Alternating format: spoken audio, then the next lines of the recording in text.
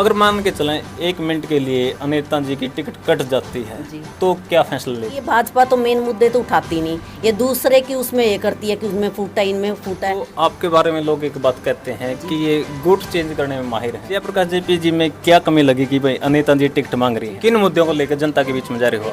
दूसरी कांग्रेस पार्टी से इनको क्या लेना देना, अपनी पार्टी में देखें ना कि उनमें कितनी तो सरेआम बोलियां लगती थी कि भाई फलानी भर्ती के इतने हैं, पुलिस के इतने हैं। पहले अशोक तंवर गुट में थे, फिर क्योंकि भाजपा कहते हैं ना कि 9 साल हो गए, हमने ये किया, हमने वो किया कुछ नहीं। धाराएं इतने लग जाएंगी, मर्डर की भी धारा लग सकती है। विपक्ष ये कहता है आपके बारे, जैसे बीजेपी कहते हैं उनके हिसारों पर नाचते हैं, तो इसलिए इतनी दबंग आवाज में मुद्दे उठाते हैं। आपको क्या लगता है कि भाई ये काम तो वास्तव में कमलेश डांडा जी ने कल्याथ हल्के में कराया? कल्याथ हल्का के 3 नेताओं के नाम लूंगा, आपने बताना है कि अनीता ढोल सिकरी जी उनके बारे में क्या सोचती हैं। चढ़ता हरियाणा देखने वाले सारे दर्शकों ने सोनू अजय बेनीवाल की प्यार भरी मीठी मीठी राम राम। आज अपने साथ फ्रेम में मौजूद है अनीता ढोल सिकरी और कल्याथ हल्के से ताल ठोक दी है अनीता जी ने, और तैयारी पहले भी थी इनकी, पता नहीं किन्हीं कारणों से चुनावी मैदान में नहीं उतर पाए। अनीता जी, सबसे पहले तो आपका अपना चैनल चढ़ता हरियाणा पर स्वागत करते हैं आप। जी, आपका बहुत बहुत शुक्रिया और आपके चैनल के सभी दर्शकों को मेरी तरफ से राम राम जी। अनीता जी, जैसे कांग्रेस की टिकट के दावेदार तो बहुत हैं और पहले भी कांग्रेस के विधायक रहे हैं कल्याथ से, चाहे गीता भुक्कड़ जी रही हो जी जी, और वो मंत्री बने, शिक्षा मंत्री हरियाणा सरकार में। अनीता जी को आने की क्या जरूरत पड़ गई हरियाणा की राजनीति में कि भाई क्या खामियां रही हैं? आपका भी राज रहा है बहुत लंबे समय तक। देखिए, स्पष्ट बात तो ये है, एक तो मैं सैनिक परिवार से जुड़ी हुई हूँ, क्योंकि मेरे पिताजी भी एयरफोर्स में थे और आज सबसे पहले मैं आप सबको बधाई देती हूँ कि आज एयरफोर्स डे है जी। तो इस चीज़ की भी बधाई, और राजेश जी भी एयरफोर्स से हैं। तो मेरा बचपन से लेकर और मतलब काफ़ी समय से मैंने एयरफोर्स में अपना समय व्यतीत किया है, तो उधर देश सेवा से लगाव रहा, अब जन सेवा के लिए। जो मेन मुद्दे हैं, चुनावी मैदान में आप उतर चुके हो और डोर टू डोर कर रहे हो, किन मुद्दों को लेकर जनता के बीच में जा रहे हो आप? देखिए, एक तो मैं कांग्रेस की जो नीति है, कांग्रेस की विचारधारा है, उसको जनता के बीच में लेके जा रही हूँ, क्योंकि हमारे आदरणीय राहुल जी ने जो भारत जोड़ो यात्रा शुरू की थी, उसी के तहत हमने एक दिन एक गांव हर घर ये कार्यक्रम रखा हुआ है। और उससे ये है कि अभी जैसे इलेक्शन का तो 1 साल है और अब मेरे पास काफ़ी समय है, मैं 5-10 मिनट हर के घर में लगाती हूँ, उनसे मिलती हूँ, उनकी परेशानियाँ जानती हूँ कि गांव में क्या क्या समस्याएं हैं। जैसे पीने के पानी की समस्याएं हैं, तालाबों में गंदा पानी भरा हुआ है, सड़कें नहीं हैं, गलियाँ नहीं हैं, तो बहुत सारी समस्याएं जो मुझे गाँव में जाने के बाद पता लगी हैं। और मैं जो भाजपा की ये हैं सारी नीतियां, जन विरोधी नीतियां हैं, उनको बता रही हूँ, क्योंकि भाजपा कहते हैं ना कि 9 साल हो गए, हमने ये किया, हमने वो किया कुछ नहीं है, धरातल पे कुछ नहीं है, सभी परेशान हैं। इन सब की समस्या जानने के लिए, समझने के लिए और उनको मतलब उनके बारे में जानने के लिए मैंने ये कार्यक्रम शुरू किया हुआ है। जो कांग्रेस का राज था और जो अब बीजेपी का राज है जी, ये कहते हैं कि भाई बीजेपी ने बिना खर्ची बिना पर्ची नौकरियां दी हैं। जो लोग कभी सोच नहीं सकते थे कि भाई हमारे घर में नौकरी आ जाएगी, उन घरों को बीजेपी वाले कहते हैं कि हमने उन घरों में नौकरियां दी हैं। और जब कांग्रेस की सरकार थी तो सरेआम बोलियां लगती थी कि भाई फलानी भर्ती के इतने हैं, पुलिस के इतने हैं और किसी पोस्ट के इतने हैं। आपको एक बात बता दूं, कांग्रेस की सरकार थी तो रोजगार देने में कांग्रेस पार्टी नंबर 1 थी। आज बेरोजगारी में हमारा हरियाणा प्रदेश इस भाजपा सरकार ने नंबर 1 कर दिया। आज हमारे युवा दर दर की ठोकरें खा रहे हैं। आज हमारे केवल हरियाणा प्रदेश में 2 लाख पद खाली हैं, आंकड़ों के अनुसार मैं बता रही हूँ। और आज युवा इतना परेशान है, नौकरी आप कह रहे हैं कि ये नौकरी दे रही है, कहाँ देख रही है, ये तो बल्कि सफाया कर रही है नौकरियों को, क्योंकि इन्होंने पद ख़त्म कर दिए, सारे भर्तियाँ रोक दी। अगर कोई भूले बिसरे होती भी है तो वो पेपर लीक हो जाता है और क्या नाम है, पेपर रद्द कर दिया जाता है। भर्ती घोटाले चल रहे हैं, इनकी कथनी और करनी में ज़मीन आसमान का अंतर है। जो अनीता ढोल सिकरी है और राजेश अंबर सर जी हैं, तो आपके बारे में लोग एक बात कहते हैं कि ये गुट चेंज करने में माहिर हैं। पहले अशोक तंवर गुट में थे, फिर दीपेंद्र गुट में चले जाते हैं, उसके बाद शैलजा गुट में, अब थोड़ा रणदीप जहाँ पर लड़ा भारी होया तो के रणदीप गुट में चले गए। देखिए, मैं कांग्रेस पार्टी में जन्म से ही हम कांग्रेस पार्टी एक है। कांग्रेस पार्टी में कोई गुटबाजी नहीं है, सभी कांग्रेस पार्टी के सिपाही हैं, चाहे हमारे बड़े नेता हैं चाहे हम हैं, हर कोई कांग्रेस पार्टी को मजबूत करने में लगा हुआ है।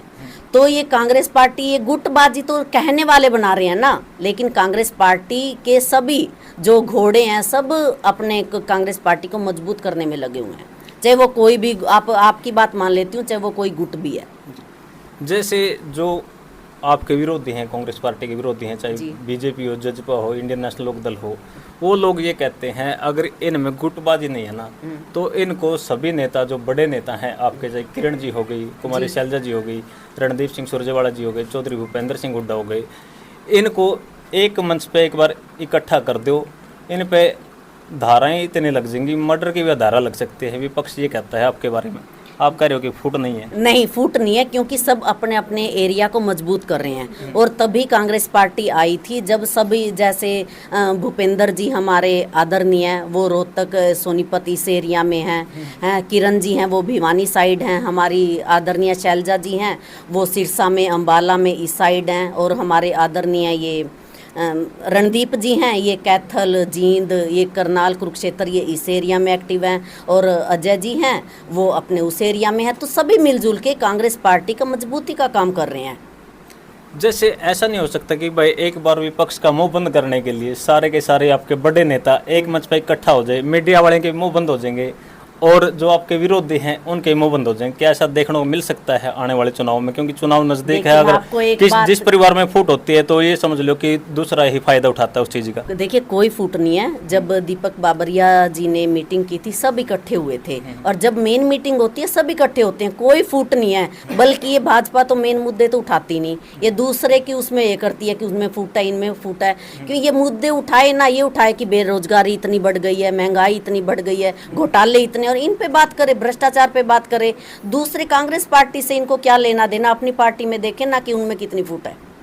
जैसे आपके विधायक दल के नेता हैं, विपक्ष के नेता हैं, नेता प्रतिपक्ष चौधरी भूपेंद्र सिंह हुड्डा जी, ये कहते हैं उनके बारे में जनता कि भाई इनके ऊपर तो अमित शाह का शिकंजा है पूरा का पूरा। जैसे बीजेपी कहते हैं उनके ही इशारों पर नाचते हैं, तो इसलिए इतनी दबंग आवाज़ में मुद्दे उठाते नहीं विधानसभा में। जो भूपेंद्र सिंह हुड्डा कद है 10 साल तक सीएम रहे हैं वो। जी, कांग्रेस पार्टी हर मुद्दे को उठाती है, पूरे पुरजोर से उठाती है। आपने देखा होगा सभी हमारे शीर्ष नेता हैं जो भी हैं अपने अपने उसमें बड़े बड़े प्रोग्राम करते हैं, और ये आवाज़ उठाने का काम करते हैं, हर मुद्दे पे आवाज़ उठाने का काम करते हैं।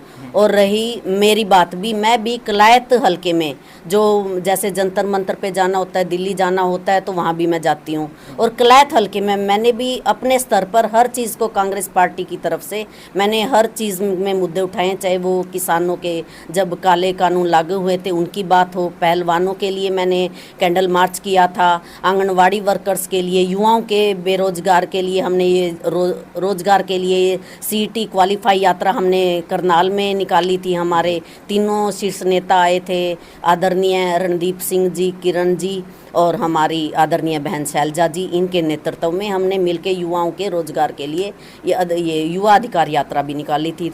तो मैं अपने स्तर पर भी 10 सालों से कांग्रेस पार्टी की आवाज़ को उठाने के लिए और भाजपा की जो ये जन विरोधी नीतियां हैं इनका सबके सामने उजागर करने के लिए मैं कलायत में प्रदर्शन करती हूँ। आपकी पार्टी के प्रदेश प्रधान है चौधरी उदयभान जी जी, और एक जो ग्रुप बना है SR के नाम दिया गया है किरण शैलजा रणदीप को, जी। ये कहते हैं कि जो प्रदेश अध्यक्ष हैं, प्रदेश प्रधान है, वो क्या अकेले चौधरी भूपेंद्र सिंह हुड्डा के प्रदेश प्रधान है क्या? इन नेताओं के साथ वो कभी भी नजर नहीं आते किसी भी रैली में। उन्होंने बड़ी बड़ी रैलियां भी की है, किरण जी ने भी की है, पिछले दिनों रणदीप सिंह सुरजेवाला ने भी कैथल में अच्छी जनसभा की है। तो जहाँ भी भूपेंद्र सिंह हुड्डा जाते हैं उनके साथ तो वो खूब भी नजर आते हैं उदयभान जी प्रदेश प्रधान। और जो ये नेता है, ये ग्रुप है, जो ये अलग गुट बन चुका है, तिगड़ी बन चुकी है, इनके साथ कहीं भी नजर नहीं आती।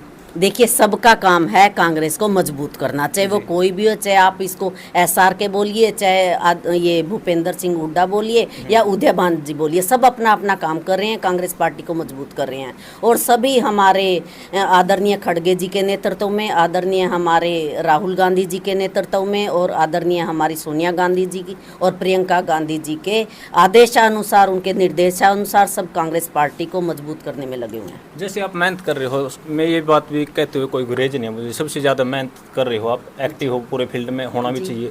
अगर मान के चलें 1 मिनट के लिए अनीता जी की टिकट कट जाती है तो क्या फैसला लेगी?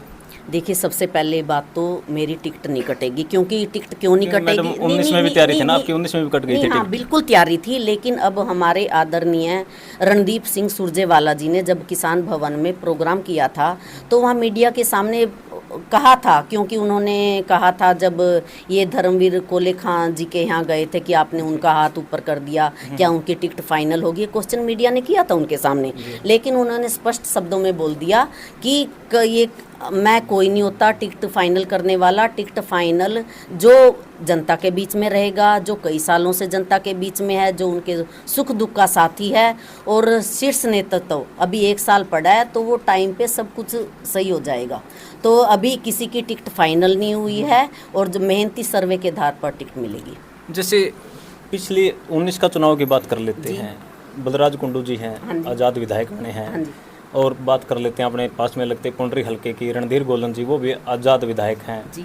और सोमवीर सांगवान चरखी दादरी से, वो भी आज़ाद, जबकि तीनों के तीन बीजेपी की टिकट मांग रहे थे। क्या अनीता ढोलवड़ सिकरी ने अपनी जमीन इतनी मजबूत कर चुके हैं, अगर टिकट कटती है तो आज़ाद ताल ठोक कर जीतने की हैसियत रखते हैं? देखिए, मुझे इलेक्शन लड़ना ही है और मैं नहीं कहती, ये मेरे साथी कहते हैं, मुझे टिकट भी मिलेगी, मुझे अपने आप पे विश्वास है। सबसे बड़ी बात है ना, मैं अपने आप से ये विश्वास करती हूँ कि मैंने इतनी मेहनत की है कि मेरी टिकट कोई काट ही नहीं सकता। मुझे बड़ों का आशीर्वाद है, अपने नेताओं पे विश्वास है, मेरी जनता पे विश्वास है और सबसे बड़ा विश्वास मुझे मेरे खुद पे और मेरी टीम पे विश्वास है। बात कर लेते हैं राज्य मंत्री कमलेश डांडा, आपके ही विधानसभा क्षेत्र से विधायक बन के मंत्री बने हैं कमलेश डांडा जी। आपको क्या लगता है कि भाई ये काम तो वास्तव में कमलेश डांडा जी ने कल्याथ हल्के में कराए, क्योंकि आप ज़्यादा एक्टिव हो, ज़्यादा फील्ड में रहते हो जी। मतलब जो 2 काम ऐसे जिनके आप अनीता जी तारीफ कर सकें कि भाई एक राज्य मंत्री ने वास्तव में बहुत बढ़िया काम कराए हैं? देखिए, मैं तो स्पष्ट शब्दों में कहती हूँ, मुझे कोई गुरेज नहीं है कहने में, वो बिल्कुल फेल है। जनता ने जितना जी जान लगा के उनको जिताया था, कांग्रेस पार्टी ने उनको टिकट भी दी थी, फिर वो जीती भी थी और उनके पास आज मंत्री पद भी है, लेकिन उन्होंने अपनी मंत्री पद का यूज़ ही नहीं किया। मतलब बिल्कुल फेल है, उन्होंने कुछ काम नहीं कराए धरातल पे। सब में इतना उमंग उत्साह था जब ये मंत्री बनी थी कि हमारे कलायत हल्के का विकास होगा, हमारी समस्याएं सुनी जाएंगी, लेकिन ऐसा कुछ भी नहीं है। हर जगह घोटाले हैं, धरातल पे कुछ नहीं है, कागजों में सब कुछ है।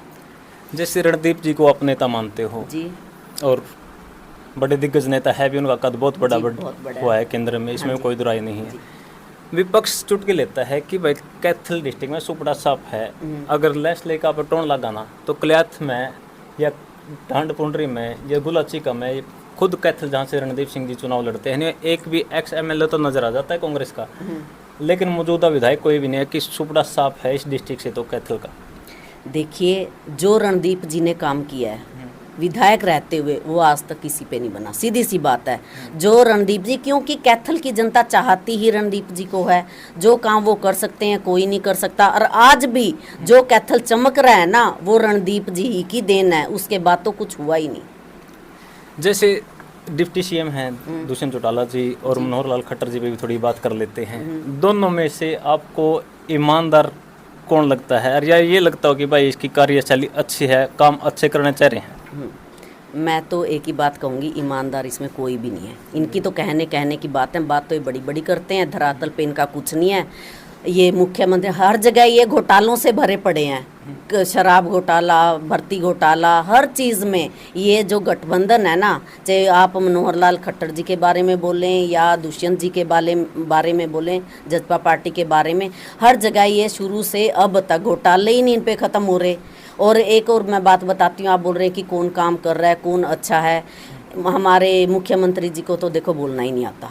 वो करते हैं कि हम जन समस्याएं जन समस्या सुनेंगे, हाँ जन संवाद, लेकिन आज वो जन संवाद एक जन अपमान बन गया। नहीं बन गया हो तो आप बताओ। ये हमारी माताओं बहनों की, एक हमारी माता बहन रोजगार की मांग करती है, उसमें आके खड़े होके तो उनकी इंसल्ट इतनी गंदी तरह करते हैं कि आपको अगला जब चंद्रयान 4 जाएगा चांद के ऊपर, आपको उसमें बिठा के वहाँ भेज दिया जाएगा। वहाँ क्या फैक्ट्री लगाएंगे वो? क्या रोजगार मांगना क्या कोई बहुत गलत बात है? क्या उन्होंने गलती कर दी रोजगार मांग के? कभी ये किसी को गलत बोलते हैं, कभी किसी को बोलते हैं। इनकी वाणी में ही शुद्धता नहीं है, इनकी वाणी में ही मतलब किसी के प्रति रिस्पेक्ट नहीं है। ये कहाँ के मुख्यमंत्री हैं? आप जिस कुर्सी पर बैठे हैं वहाँ आपको बोलने की तो तमीज़ होनी चाहिए। दुष्यंत जी के लिए मैं बोल रही हूँ, जो मतलब सबसे बड़ी बात है, इनके पास ये रोड बनाने का है। आप देख लीजिए, तीतरम से लेके राजौन तक 4 साल हो गए इनके पास, PWD का वो है, लेकिन हम, हाँ जी बिल्कुल है, लेकिन ये सड़क नहीं बना पा रहे। क्या कर रहे हैं 4 साल से? इनकी सरकार जाने वाली है, कर क्या रहे हैं? मैं तो यूं ही पूछ रही हूँ कि कर क्या रहे हैं? इन्होंने किया क्या? स्कूल इन्होंने बंद कर दिए हैं, सड़कें इनसे नहीं बन रही, नौकरी ये हटा रहे हैं, धरातल पे तो कुछ नहीं है ना, सब बातें ही बातें हैं। वो कहते हैं कि भाई 1 साल कोरोना काल में ख़त्म हो गई, 1 साल किसान आंदोलन में खराब हो गई, तो लोग गाँवों में घुसने नहीं देते थे, तो अब आना शुरू कर दिया है। अब कामों की झड़ी लगा देंगे। खत्म होगी 1 साल, बातों बातों में खत्म होगी, 1 साल भ्रष्टाचार में खत्म होगी, 1 साल सहमति बनने में खत्म होगी, अगली साल आपकी सरकार चली जाएगी बस। मैडम मेरा ये लास्ट ही सवाल है, मैं कल्याथ हल्का के 3 नेताओं के नाम लूँगा। आपने बताना है कि अनीता डोलभड़ सिकरी जी उनके बारे में क्या सोचती हैं। सबसे पहले नाम ले लेते हैं, आपकी ही पार्टी के सर्वे सर्वा हैं कल्याथ में अब तक तो, चौधरी जयप्रकाश जेपी के बारे में क्या अनीता जी क्या सोचती हैं? देखिए, वो हमारी पार्टी के नेता हैं, मैं उनका रिस्पेक्ट करती हूँ और मैं किसी भी नेता के बारे में टिप्पणी नहीं करती, क्योंकि वो हमारी कांग्रेस पार्टी के हैं, वो हमारे नेता हैं जी। और एक और बात मैं कहूँगा कि जयप्रकाश जेपी जी में क्या कमी लगी कि भाई अनीता जी टिकट मांग रही हैं?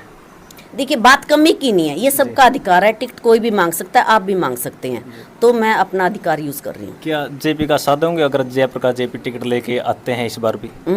क्या बोल रहे हैं आप? जयप्रकाश जेपी अगर कांग्रेस की टिकट ले आते हैं, क्या अनीता ढोलभड़ सिकरी साथ देंगी या विरोध करेंगी? मुझे इलेक्शन लड़ना है ना, मैं विरोध करती किसी का, ना मैं अपने लिए काम कर रही हूँ। चौधरी रामपाल माजरा भी एक दिग्गज नेता हैं और बहुत लंबे समय तक वो इंडियन नेशनल लोकदल पार्टी में रहे और बीजेपी में चले गए थे इस्तीफा दे करके, और फिर जब किसान आंदोलन आता है तो बीजेपी से इस्तीफा दे के बिल्कुल घर बैठ जाते हैं और लोगों के बीच में तो रहते हैं लेकिन कोई भी पार्टी वो ज्वाइन नहीं करते। उनके बारे में नेताजी क्या सोचती हैं? देखिए, वो मेरे आदरणीय हैं, वो मतलब एज में बड़े हैं तो मैं उनकी रिस्पेक्ट करती हूँ, लेकिन फिलहाल वो किसी पार्टी में नहीं, वो उलझे हुए हैं, वो स्टेबल माइंड नहीं है उनका। तो सबसे पहले तो उनको ये क्वेश्चन बल्कि आपको उनसे करना चाहिए, मुझसे बेहतर वो जवाब देंगे। तो उनके अभी तो फिलहाल तो पार्टी ने, उनके बारे में मैं क्या बात कर सकती हूँ। राज्य मंत्री जी के बारे में बता दो जी, क्या सोचते हो? देखिए, मैं तो कहना चाहती हूँ राज्य मंत्री जी के बारे में कि आप इतने बड़े पद पे हैं, हमारे कलैथ हरियाणा की मंत्री हैं, राज्य मंत्री हैं, तो आपको इस मंत्री पद का यूज़ करना चाहिए था। कलैथ कम से कम, आप कलैथ हल्के से हैं, उसका विकास करना चाहिए था, जो आप कर नहीं पाई, इसलिए जनता आपसे नाराज़ है और आपको नकार चुकी है। ये थी अनीता डोलभड़ सिकरी जी, और चाहे कह दिया जरूर, चाहे दबी आवाज़ में कहो, अगर टिकट कटती है तो चुनाव लड़ने के लिए तैयार हैं अनीता जी। अंत में जो अपनी कलैथ की पब्लिक है, हरियाणा की पब्लिक है, क्या संदेश देना चाहोगे लास्ट में? मैं कहना चाहती हूँ कि मैं हर गांव में घूम रही हूँ, हर घर में जा रही हूँ, मुझे इनका जो कलैथ की जनता का प्यार, स्नेह, आशीर्वाद, समर्थन मिल रहा है ना, ये यूं ही बरकरार रहे, आप यूं ही मेरा साथ दीजिए, इनका साथ ही मुझे आगे बढ़ने की प्रेरणा देता है। ये थी अनीता डोलभड़ सिकरी जी। आपने इनकी पूरी बातें सुनी, एक सभ्य कमेंट के माध्यम से आपकी प्रतिक्रिया का इंतजार रहेगा। अंत में चढ़ता हरियाणा देखने वाले सारे दर्शकों ने सोनू अजय बेनीवाल की प्यार भरी मीठी मीठी राम राम। जय जवान जय किसान।